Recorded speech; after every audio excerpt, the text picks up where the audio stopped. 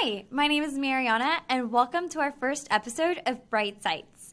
We're really excited to jump into our first episode, and it's all about purpose and the foundation of purpose. So, today with me I have a special guest.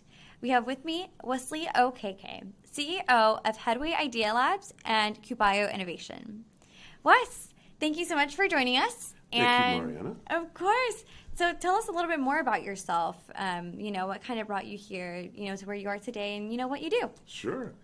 So I originally grew up in West Africa, Nigeria. And at a very young age, I was very passionate about technology and people. Many years passed, and I moved to the U.S. as a teenager, and then eventually finished high school and went into college as an electrical engineer. But during this journey of life, I became more passionate and excited about tech and what tech could do for people's lives. Fast forward many years, I went into business development, marketing, and sales.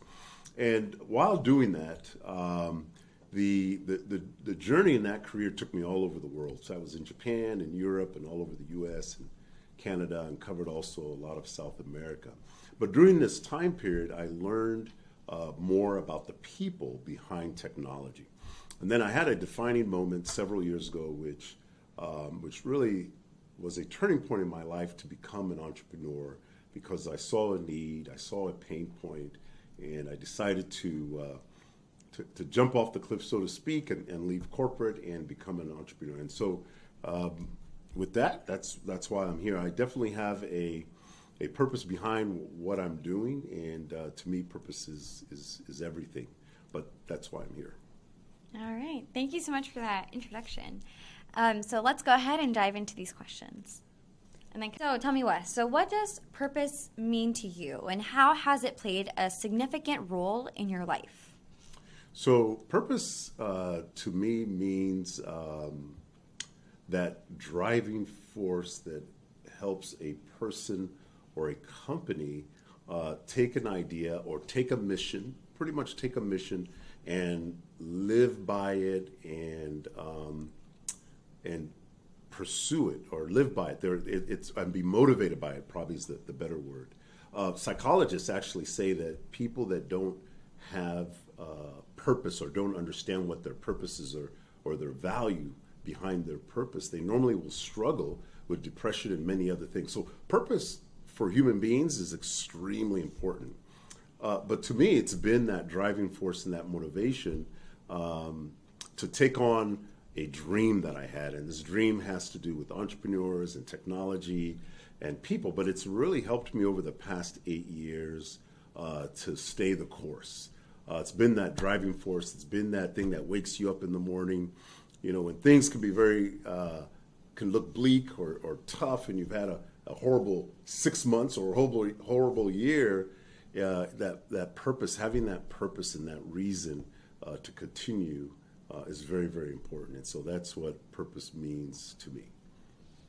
Yeah, well, thanks for elaborating. And honestly, I know that's something that we all struggle with, especially, new coming entrepreneurs trying to figure out, what they want to do, why they want to do it. So having that significance of purpose is so great. And, thanks for expressing the value. Sure.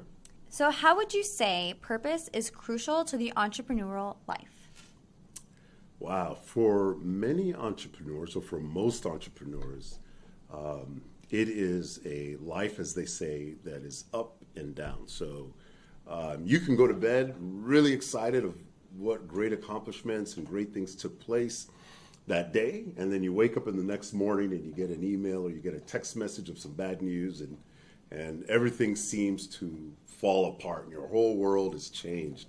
And that happens. I've talked to many entrepreneurs who've been on this journey for tens and so it comes to an entrepreneur to pursue speak is life has many, many challenges, and whether you will experience these ups and downs, their dream or their idea through are those that are driven by a deeper purpose within themselves. Thank you, Wes. Yeah. And yeah, I mean, it's really interesting, like, to hear from someone that has just worked with so many startups and like so many companies, and even like a CEO, of your own, witnessing, stories and testimonials of Sure. those that have Yeah. succeeded and that haven't succeeded. So thanks for sharing that. Yeah. All right. And so would you say purpose is necessary to have in order to succeed? Wow, that's a good question. Purpose is not necessarily important to succeed for everyone. And that is because for some people, their goal or their mission is to make money. But they can get shipwrecked in many, many ways. And you see it in our day and age where a person has done extremely well, has made millions, and something goes wrong in their business, and you see tragedy take place because they have lost all hope. I would say that purpose is very important for that entrepreneur that defines success by utilizing that purpose and creating impact, because their qualifications for success is different from somebody that isn't driven by purpose.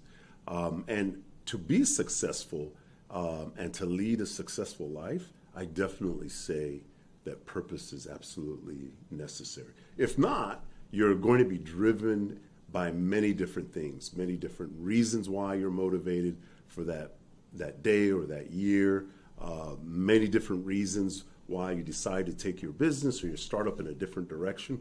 But a person that's driven by purpose, everything they do has a deeper meaning, a deeper reason, a mission, a purpose behind it. And so they just tend to make much better sound decisions, not just for themselves, but for the people around them, and definitely they consider the needs of their customers. So that's why I would say that purpose is absolutely necessary. But again, it depends on how a person defines success in their life and for their business.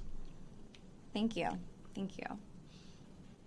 So many young, and starting entrepreneurs, or many people that are stuck in that 9 to 5 daily life, they have an idea, right? They have this calling, but they're too afraid to take that jump, or maybe they're afraid, to leave, their stable life behind in order to follow this mission, and maybe they're just afraid. What advice would you give those early entrepreneurs that are yearning, for this journey? So, actually, I was one of them. I wasn't young, so to speak, but I was one of those that was considering leaving a 9 to 5 to pursue this dream, and I had this mission in mind, and had a deep sense of purpose. And there are many men and women out there that they feel this strongly. So I always advise them, regardless of what age they are, to write out a story. Write out a story behind the reasons why they want to go on this journey. And then think through and bring good advisors and people that know you, but not just people that are close to you, but that people that will actually speak the truth to you, and help devise a plan and a schedule over time on how to begin starting your journey. Now, entrepreneurship isn't for everyone, and not everyone that just quits a job and starts a business is successful. And I don't think that's the best thing for everyone. It depends on your financial situation. It depends on your family situation. Depends on your living situation.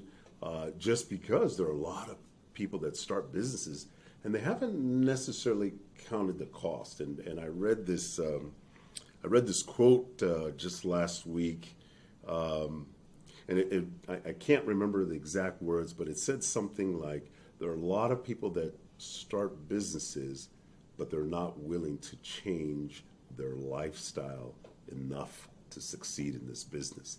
And what that means or meant was they have these grand dreams of where they would love to do, but they're not willing to sacrifice a change in lifestyle in order to fulfill those. And so those are some things that you're going to want to think through thoroughly, so that when you do start, there's a reality and a perspective of the schedule, how much time it's going to take, what resources it's going to take, how much money it's going to take, and how it will potentially affect your life, your family, and your finances, and so on. Yeah. Yeah, I hope that helps. No, that's amazing. Thanks for sharing that. Because just so many people are just stuck in that phase, and they're afraid because they're in that limbo where they could have it all, lose it all. It's not easy. So no, it isn't. Yeah, thanks for sharing, for sure. So you talked a little bit about finding the right people. So how do you find those like-minded people, and how do you keep them around you? Wow, that's interesting. So when I first started, I brought a lot of great friends and people that I trusted, and they're still really good friends. But when I started this thing out, I had a whole group of people join me. It was probably about 10 to 12. And they were excited to help me, but they weren't as passionate about the mission as much as they were passionate about being Wesley's friend and helping Wesley out. And over time, probably a year or less, I realized probably 3/4 of them, faded out, and I stopped working with them. They're still my very good friends, but they weren't driven by the same reason why I was creating this business. And I always suggest, when you are starting to surround yourself with people that are going to advise you in your business, you want to make sure that they are as passionate about what you're doing as you are.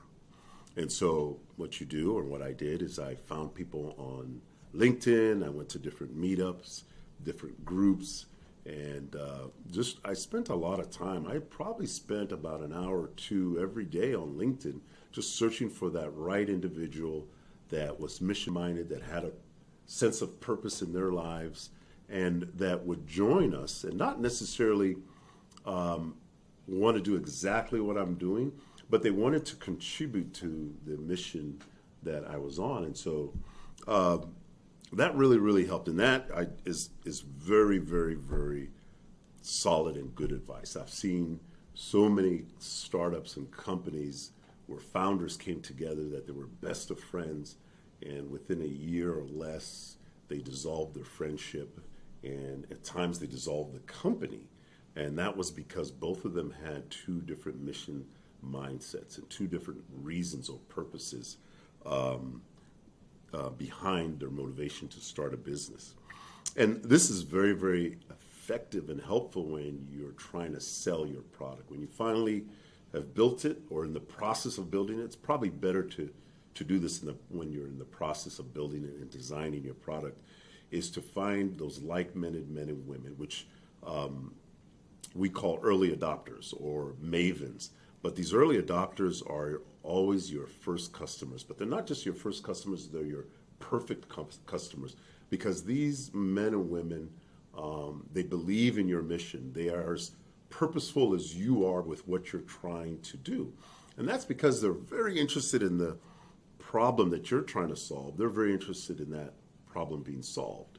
They may not want to solve it themselves, but they're interested in seeing that problem solved as much as you are. So these early adopters end up being your perfect first customers, and they're the ones that bring on the masses. Those are the hundreds and the thousands of other customers that are going to listen to them and begin to buy from you. So that's probably a little bit more than you asked for, Mariana, but that's where you need to find people that are like-minded and are as purposeful as you are. Yeah. So, Wes, you mentioned, the early adopter. You mentioned the maven.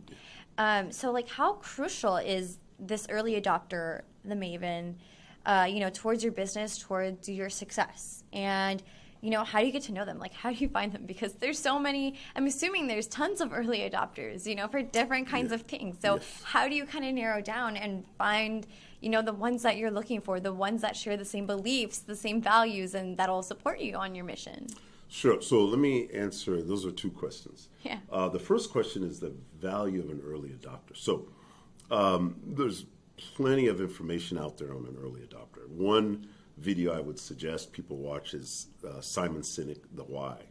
It's a powerful video. I watch it at least once or twice every month. I have all the entrepreneurs and startups watch it because it also tells me if they're in line if they're really driven by a deeper purpose and a mission, or if they're just in this journey, this entrepreneurship journey because it's trendy, it's cool, and they want to make money, or they don't want to work for somebody. Which, I mean, those are somewhat decent reasons, but they're not the best reasons to keep a person on that journey of entrepreneurship, because things change and they drop out. But going back to the early adopter is extremely crucial to the success of any business when it comes to knowing your customer. So very, very quickly, the early adopter, let's say you have a population of 10 million people that would buy your product. The early adopter represents 13.5% of that 10 million. And then you have an early majority, late majority, and laggards. That population runs roughly about close to 75, 80%, almost 80% of your customers. Now, the early majority, late majority, and the laggards will not buy your product unless the early adopter says, this is a great product, you should buy it. And they are typically the ones that promote your product for free because, again, they're passionate about your product solving the problem. They're as passionate about your product solving the problem as you are. Number two, they only care if it's about 80% there. And so it doesn't have to be 100% perfect for the early adopter. It needs to be at least 80%. Plus, they're going to want to help you develop it and provide advice and feedback. Because again, they have a purpose. They have a deep purpose behind why they want to see you be successful. And so a lot of people, when they're marketing their products, they tend to market to everybody. And so they're marketing to the early majority, late majority, and everybody else. And they're not speaking directly to the early adopter. And so you'll get a lot of people that are excited, and they're excited. And I see this with entrepreneurs when they tell me, Wes, I got customers, and blah, blah, blah. And I said, well, how much are you charging the customers? They go, oh, I'm not charging them anything. I'm letting them use it for free because I don't want them to charge. And I said, well, have you noticed when you say, oh, I need to charge you, they go, oh, I'm not sure if we really need it. And this I see countless times. Or I don't know if we can afford how much you're asking. And so those are the early majority and late majority. They're not the early adopters. The early adopters are going to provide the necessary feedback you need so that when you decide to charge, that it's an amount that has enough value and people are going to be willing to pay for it. Secondly, the early majority and the late majority, they'll look at it, they'll love it, they'll tell you great things, but again, they won't click and buy until the early adopter says, this is a great product, click and buy. And I could give you a perfect example. My wife is more of a laggard and maybe a late majority person.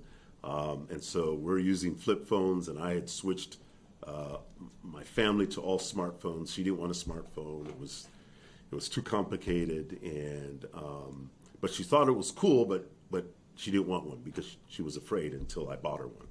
And then she loved it and is excited about it, and we just upgraded her phone. But the early adopters are the ones that convince the majority. So the early adopter, that 13.5%, they convince that 80%.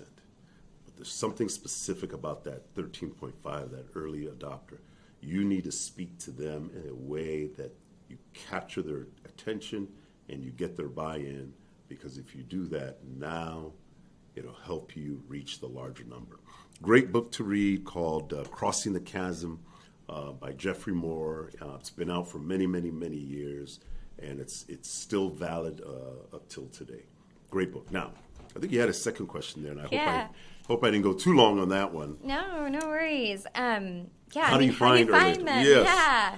So early adopters are interesting. So there's a lot of psychology that you need to think through when you're looking for your early adopter. Again, through LinkedIn and through other places is how we find them. And but it can be difficult. So what I do is I use, actually Mariana does our early adopters. She's the one that searched for the early adopters for Headway. But it's good to find someone that understands psychology, is passionate about psychology, understands people, studies people, understands your mission, your vision, and the values of your business and the problem you're trying to solve. And they take all this information, and there's probably a little bit more that she needs, but you take this information and it helps you define and find, not only to define who your early adopters are, their personality types, and then how to communicate to them, and then even coming up with a marketing strategy on how to reach them. Because most people, probably 99% of the people I've run into, they get told, hey, go find your early adopter. That's for those that hear about it, but then they don't even know where to begin. In fact, I didn't know where to begin except looking on LinkedIn, and it was trial and error.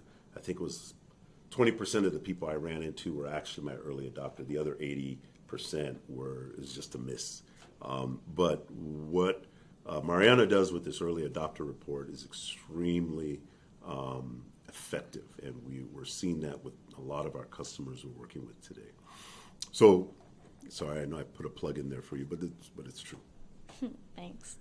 Yeah, there's only so much more to learn. So, seeing your purpose develop over time, how have you seen it impact your life today and impact the lives of others? It's helped me ground. It's helped ground me. I would probably is the best way, because there's a lot of different things that influence my business and the way I think and the decisions I make. Having a deeper sense of purpose and mission behind what I do has always been that reference point. Does this fit with your purpose, Wesley? Does this business decision fit with your purpose? Does this person fit with your business, with your purpose? Does this new client that you want to work with, do they fit with your purpose? Because you can bring in companies that are great clients in different ways, but they don't really align with the mission behind what you're doing or the purpose that drives you. And I've done that in the past in order to make a buck. And those relationships some turn out good, but none really turn out phenomenal, because the reason why that they needed my service wasn't the same reason why I was providing it. The reason why they needed my service wasn't the same reason why I was providing it. And so our missions or the reasons, our purposes were not totally aligned. And the customers that are aligned with what Headway does, they're the best customers. It's amazing, the feedback, the response that I get from those. So, and when you watch the Simon Sinek video, he also mentions that as well. Sell to those that align with who you are and who believe in what you do. Hope that made some sense. Thank you so much for tuning in and for listening to our first episode of Bright Sights. Stay tuned for a third episode, as we'll be interviewing a purpose-driven founder named Marty about his journey of entrepreneurship. Again, thanks for listening. This is Bright Sights.